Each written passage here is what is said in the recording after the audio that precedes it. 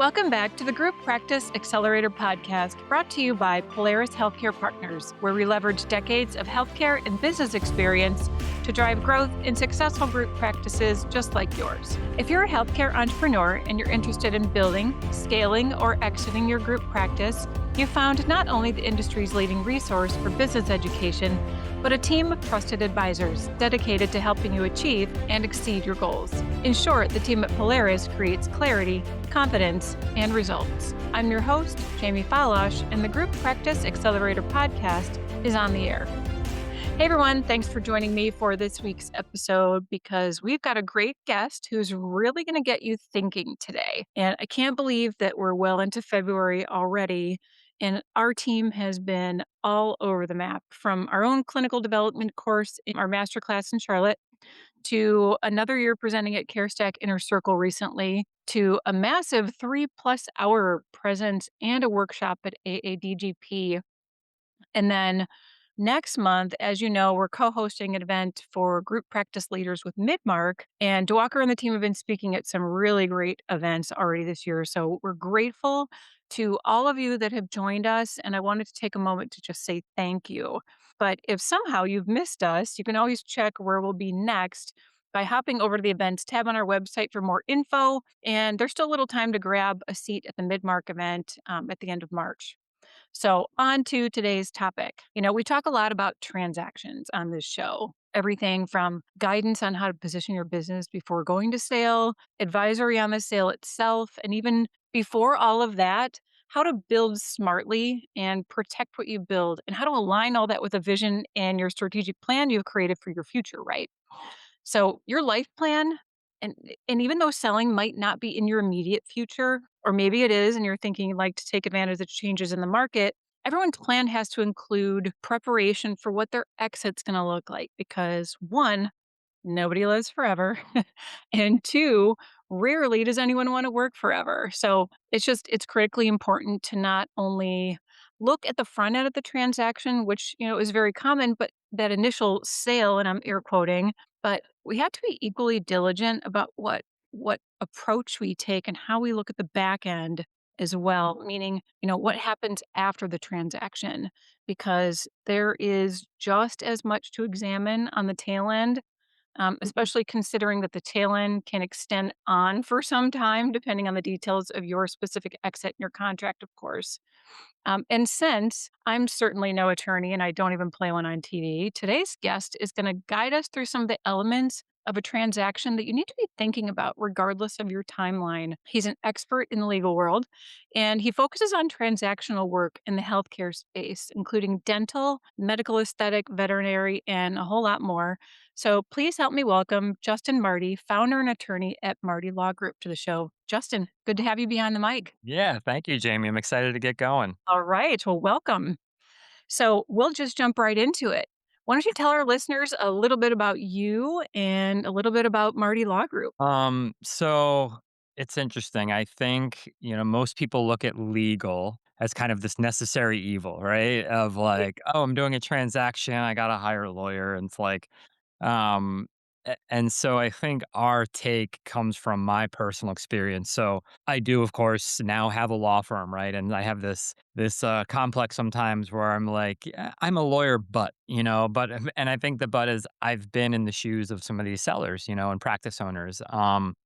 That comes from I started at DSO, for our dental folks out there, basically an MSO, management support organization for our dental group.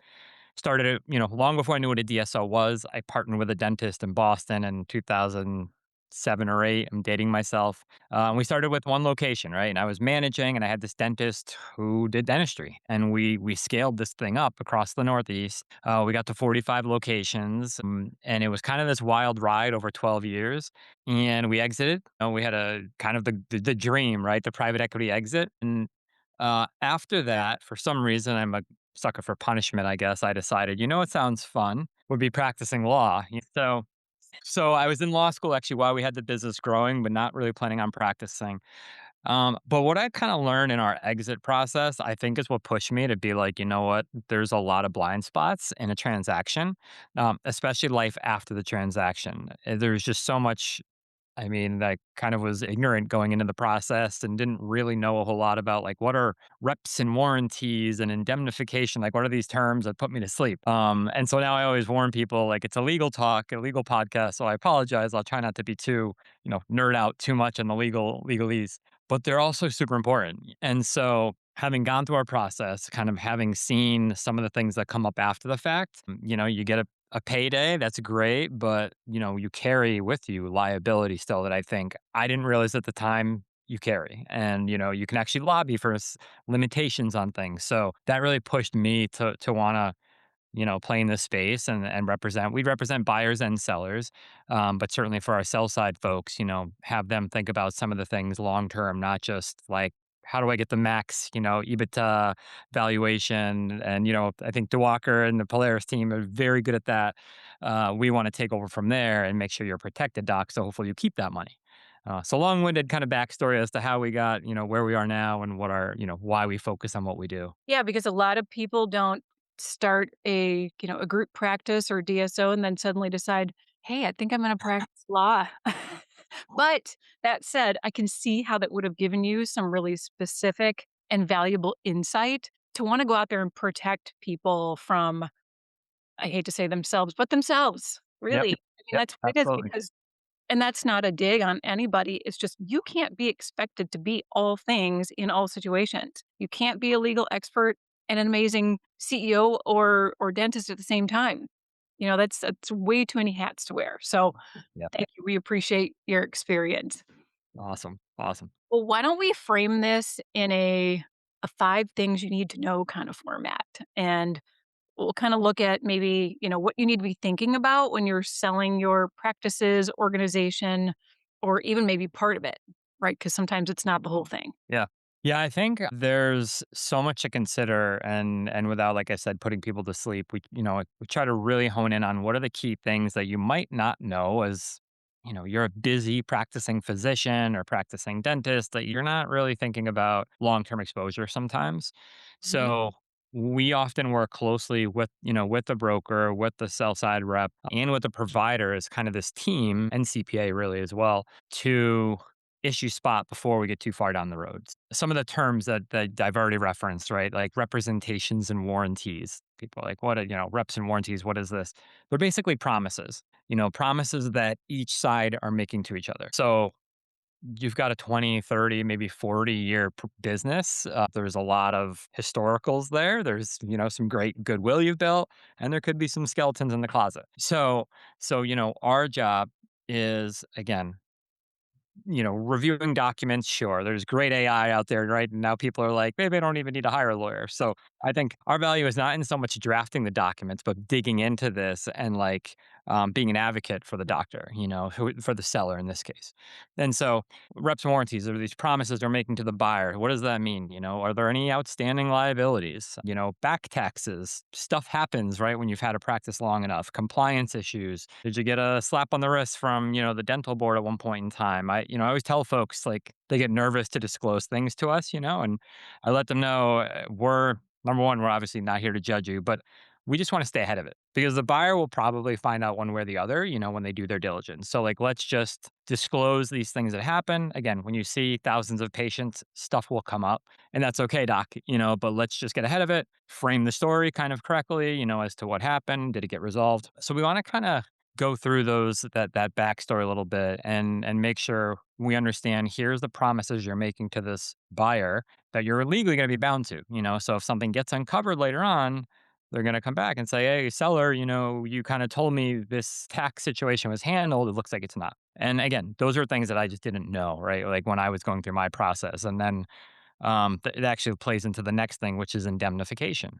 Solid PE backed ESO buyer will have really strong indemnification for themselves.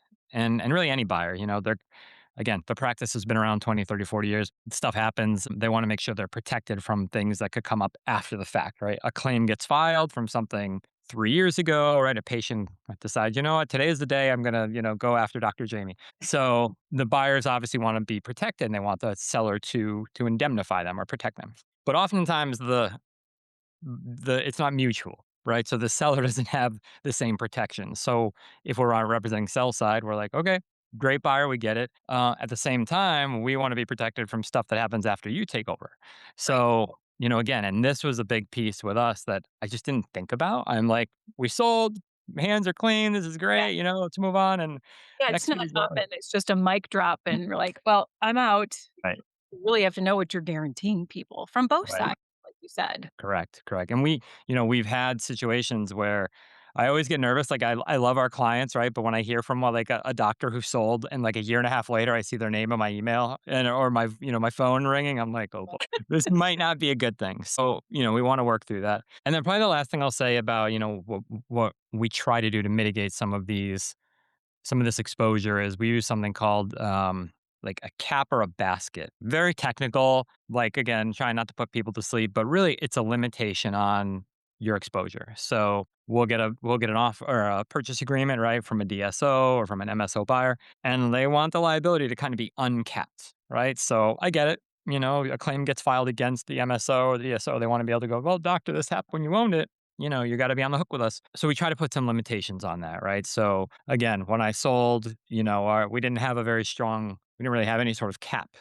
A patient comes in with a $500 refund and our phone rings, right? And the next patient comes in with a, small claim thing, our phone. Whereas now what we do is we negotiate for these docs to say, okay, like you're going to be liable for stuff that happened, but like let's put limits. So your phone doesn't ring until the buyer's incurred like a certain amount of stuff. And so it's like these little kind of levers that we pull to try and protect the seller. They're never going to be, I think a lot of them, again, they think kind of they wash their hands of it. They're good. You're really never, and I try to articulate that to them. You're never fully free of anything that happened. At some point in time, maybe we can draw a line in the sand and be like, it's been 5 years and we negotiated all. But some things do follow them, more like big legal issues can kind of follow them and they'll carry that. So same thing if we're on the buy side, we kind of draft documents and we understand that the seller is going to want these protections in place. So it's kind of that give and take. And it has to be protective of both sides, truly, because I mean, you can have somebody that, doesn't want to deal with all these, what they'll view as little nitpicky things, but those nitpicky things will protect you in the long run. You can't just leave all that to chance. And really no one in a smart transaction would. And it seems like you've seen quite a bit here. I'd love to hear stories. Yeah, we definitely have stories, and I agree. I mean, we're not the type of firm, we don't. We oftentimes do stuff for flat fee, so like we're incentivized to get work done efficiently. Yeah. And we don't like to fight just to fight, but there are things that we have to explain to a seller. This is why this is important, because this. And part of the lawyer's role, right? We have to think of all the terrible things that hopefully never happen, but we got to like map them out for people, Yeah. and go from there. Yeah, absolutely. So, all right, now the wire hits. You finish your sale, you've sold your, let's call it 20 location group. Post sale responsibilities. Tell me about those. Yeah. So if, as you probably know, if you're doing kind of a DSO deal, there'll be that it's like three legs, that three-legged stool, right? There's going to be the purchase agreement that we negotiate. There's going to probably be an employment agreement of some sort, and then probably some equity, that the seller is rolling into the new company. So, analyzing the different components of those agreements are really important. We will see oftentimes a lot of money kind of dangled in front of sellers that, hey, as long as your practice performs, you're going to get this earnout and more money down the road. And there's a lot that goes into that. So I think, if we start with employment agreements, this is a tricky concept for someone who's owned a business for 30 years, as it is. They've gone from, I tell them, like, doctor, emotionally, so you're prepared. You're going to walk out on Friday, you're the owner, you walk in on Monday, you're an employee, Mm. right? And that could be a hard pill to swallow. Yeah. Um, a good DSO, of course, or a good MSO or a good buyer is not going to like change your culture over the weekend. Well, but, still, there's a little, you might have to put in for PTO now. So these are some things we want to think about, just like high level, kind of an emotional state. As we dig into the documents, again, now we're really looking at this like from an employment lens or from an employee lens. And we want to see, okay, what are the ways that they can terminate you?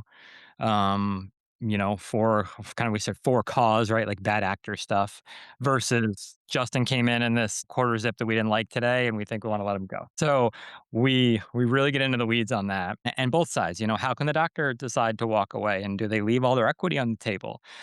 So these are things that when everyone's focusing on, getting that payday, it's great, but like let's not rush through what life will be like for probably 5 years after, because most of the buyers are gonna want a nice 3 to 5-year window of that doctor sticking around. Mm. And like I mentioned earlier, earnouts. Earnouts are fantastic, performance-based, compensation motivates for sure, and so it keeps the doctor interested, keeps the team going, but we wanna see, is it obtainable, and I think sometimes we have to really check what the operation will look like after the fact and they're all kind of interrelated, right? So is the buyer going to come in and lay on a bunch of debt or a bunch of management fees that will then hurt the doc's ability to get their earnout? So it's kind of like these pieces to the puzzle. So we'll look at that. Really dive into like, hey, if we pull this lever, it actually could hurt you here. Sometimes we have doctors who want, they want a really strong flat salary, but as DeWalker and the team can say, is like, cool, we can get you that doc, but it's going to lower your valuation exponentially.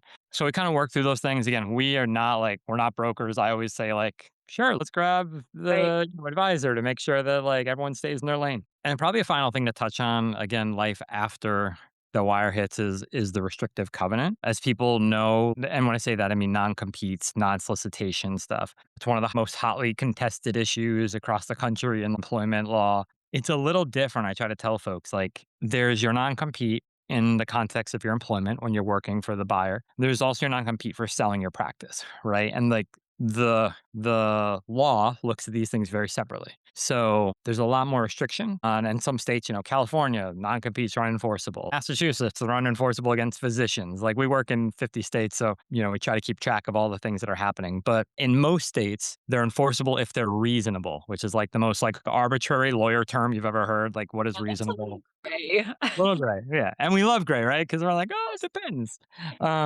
So yeah, so in employment terms, it's something we wanna look at. We have to really consider some of the elements. When you're selling your practice, though, they are much more enforceable because, in the eyes of the court, it's like, "Hey, you got, multiple millions of dollars, doc, like, yeah, you should not go open down the road." So those are things we wanna talk through as well. Yeah, those are elements that wanna make sure that, hey, you're gonna sell your practice, open one across the street, and look at what that does to the existing practice. We have rules for a reason. Why don't we talk about some of the really common, like, sell side pitfalls that you see? Can you run through what some of those would be? Yeah, I think these are super important for us to touch on and for folks to think about early in their process. The first I'm gonna say, just try to have a lawyer glance at your LOI before you sign it. You don't have to, and for the most part, an LOI is non-binding. You hear that a lot. There are components of it that will be binding, and mostly it's tied to you're entering an exclusive relationship with this potential buyer, right? This suitor. So you can't really shop it around to other buyers, maybe.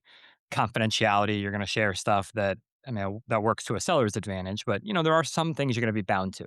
What we have found is the doc signs an LOI, they come to us, and they're like, "Yeah, I agreed to, $1,000,000, but, I think can we get it to 1.5?" And so right away I'm like, well, let's call DeWalker. Let's get the advisor on the phone because I know nothing about your valuation. That's not my world. My finance degree is now 25 years old. So let's bring in the folks who know, So I always say if they can have us just glance at the LOI prior to signing, great. And we never really, I don't think we've ever like gone to town redlining a letter of intent, but it's nice to actually just see kind of what we're working with and address concerns there.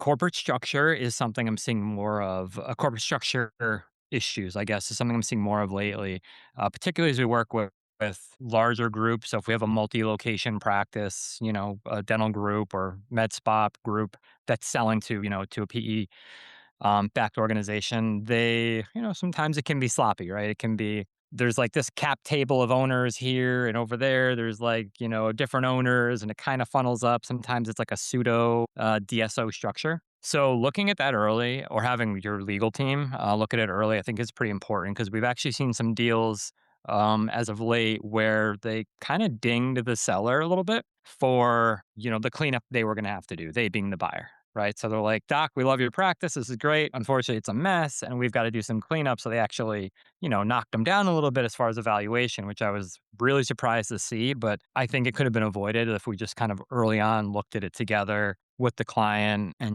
Yeah. kind of clean up this cap table here, do that. Now you present a nice clean package to the buyer. Playing devil's advocate here, it doesn't seem horribly unfair to ask that someone come in with a clean cap table and having all of their ducks in a row rather than having to do it after the fact. And it's got to make Right. the transaction just go that much more smoothly, right? Yeah. Yeah, and I think a lot of the buyers realize, like, if this entity was formed, 10, 20, 30 years ago, like, there's gonna be some mess to it, but Yeah. it's interesting that lately, diligence and I'm sure your team is, Polaris team has seen, like, there's just been a lot more diligence, and people are diving a lot deeper, and, if they can save a few bucks on an acquisition, they are, so that's something we wanna look at. And then I think, Jamie, the last thing I would say as far as some of the pitfalls is kinda back to that point earlier of unresolved, like, lien. We say lien in litigation. So when we represent a buyer, we do what's called a lien and litigation search. It's kind of like a title search in a house. We wanna know, okay, someone owns this place. We want the mortgage to be paid off before, Jamie buys it. And so it's very similar. We want to know that our buyer is going to be protected and there's no outstanding debts. And so we like to be proactive, right, with the client and say, okay, like, let's go through if there's liens on your practice, which many of them have equipment loans and things like that. Let's go through and identify what they are. Let's start getting like payoff letters because it's going to come up either way, in diligence with the buyer. Sure. And even more so is the litigation. When, like, people get really nervous to be like, "Okay, I had this malpractice claim 7 years ago." And I'm like, "It's okay. Like, let's just talk about it." We wanna make sure we kind of explain it the right way to obviously, we're not gonna be misleading, but we wanna make sure we frame it the right way to the potential buyer so they're not, spooked. And most of them understand, again, this business has been around for a long time, stuff happens. We had 45 locations, believe me. We had a list of, like, in 2011, there was this. I learned a lot after going to law school. I can Um, imagine. but, I just like to tell them, like, diligence and, being really upfront with some of this stuff is really helpful in the process down the road. Yeah, that makes complete sense to me. So, why don't we talk about risk management a little bit? How can sellers minimize their exposure and maximize their leverage? This sounds a little, like, probably obvious, but it's, structuring smarter deal terms. Sure. And again, people are like, "Well, yeah, of course," but not in the sense of, work with Polaris to get a better earnout valuation. It's really like, um, let's consider the risk again long term. Especially if you're going to be signing an employment agreement, but really in either case, you're going to have these promises, like I talked about earlier, these reps and warranties, these things that are going to stay with you for a while. Let's get really clear on, like, can we put time limits on those? Can we say, okay, sure, buyer, I'm indemnifying you, but at 4 years, like, I'm off the hook, and some will be like, there's some kind of promises and indemnifications that you really like, they are unlimited. Again, they're usually more related to really terrible stuff like, fraud, misrepresentation, like all these terrible things that, legally you might be on the hook. But more so if we had a HIPAA violation, patient name got on a piece of paper and it was at the like, these things happen, but we want to try and draw a line in the sand and say, okay, like, this can't go past X number of years. So that's what I say when I'm like, we structure smarter deal terms. It's really not like what's your earnout look like, your employment agreement, but it's like, let's get into the weeds on this document. As painful as it is to do this legal stuff, it will hopefully save you down the road a lot of stress. Well, yeah, no one likes surprises. So, if we can account for that up front, it just makes sense to do it, right? Yeah, absolutely. I think holdbacks and earnouts, like I talked about before, they're a slippery slope. We've got doctors who commit to numbers that I think are a little overzealous. I've had doctors at the finish line be like, Justin, you know what? I actually don't know if I can hit this earnout that I committed to. And I'm like, all right, well, we should probably talk about that before you sign, Yes. and everyone wants their cake and eat it too, right? I want the biggest earnout, but, I also am overcommitting. So I think a poorly structured holdback, or escrow can really tie things up after a deal. We want it to just be clean. Like, here's the numbers you got to hit, or sometimes there's a holdback. We call it for, like, a tax clearance. So we've got to send some documentation to the state. They're going to say, yep, Dr. Jamie paid her taxes. We released the money, but you just need it to be tight. And then probably the last thing is just how disputes are handled. Our firm does not litigate. We don't do disputes. We we close a transaction, stuff does happen, and we always tell doctors like, "Hey, we've got to bring in the litigators or, the big folks who like to go to court. I don't." And of course, we'll support them if they need information, right? But really having ironclad agreements has eliminated so much potential litigation we've seen in transactions over the years. We've seen the deals where the two doctors, did stuff on a handshake and there was no like paper trail to follow anything. So they end up in litigation. They spend a ton of money. So much anxiety, I can't tell you.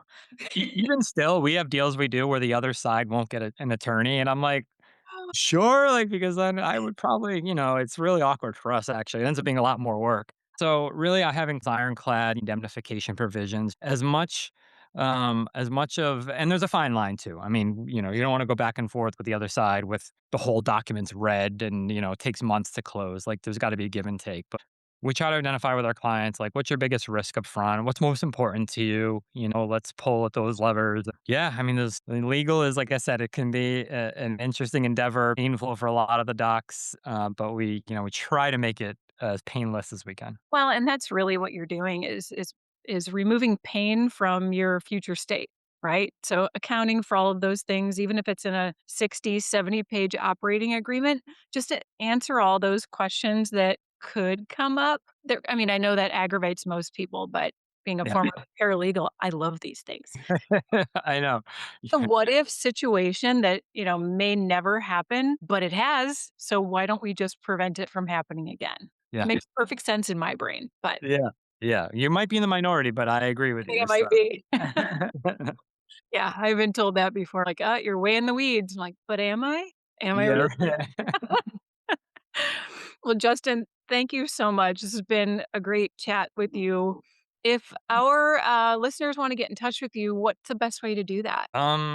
You can hit our website, which is www.martilawgroup.com. It's MARTI lawgroup.com. You can email me directly, Justin at Marti Law Group. Happy to have a chat with anybody if they're considering either a buy or a sale. We do a lot of partnership work as well, getting the associate to buy in, the succession plan type of work. So really anything transactional is what we love to do. So please, feel free to shoot an email or hit our website and you'll find our number there as well. Awesome. I'll put all that in the show notes so you don't have to remember it right now.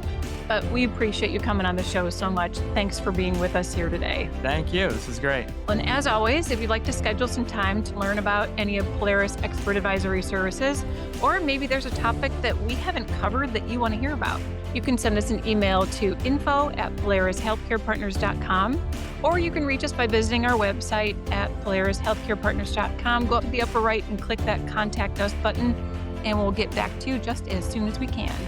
Thanks so much for being a loyal listener and subscriber. If you enjoyed today's episode, please share it with a friend or colleague, and be sure to leave us a rating on your favorite podcast platform, including YouTube, where you can also now find videos of your favorite episodes. We'll see you on the next episode of the Group Practice Accelerator Podcast.